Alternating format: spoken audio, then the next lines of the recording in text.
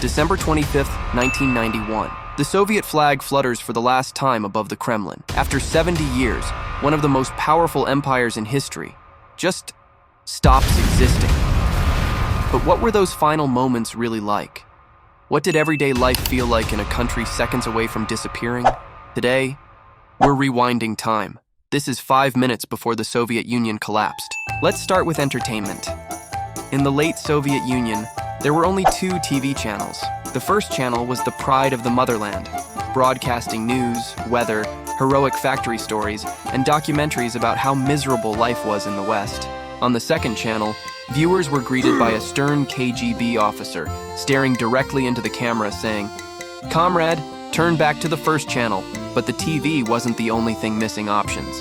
Try grocery shopping. Stores were mostly empty. Shelves lined with cans of pickles, vinegar, and occasionally, if you were lucky, a single potato that looked like it had survived a small war. Bananas? They were like urban legends. People would say, "My cousin's friend once saw one in Moscow." When shipments of exotic fruit finally arrived, people would queue for hours, not even knowing what was being sold. If there's a line, it must be something good. Sometimes, you'd get to the front and realize the line was for toilet paper.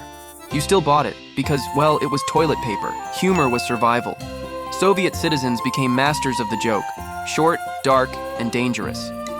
One popular one went like this: "Comrades, in today's news, the Soviet Union has achieved record grain harvest. Also, the bread will arrive next Thursday."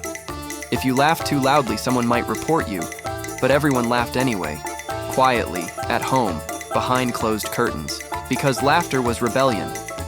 Factories, the pride of Soviet industry, had begun breaking down. One worker remembered showing up at his plant one morning to find the machines cold and silent. No electricity, no materials, no one in charge. So they just sat there. 8 hours, sitting, waiting, drinking tea. At the end of the day, the foreman stamped their time cards and said, "Good work, comrades. We produced nothing, efficiently." That wasn't sarcasm. That was the system. And then came the economic collapse.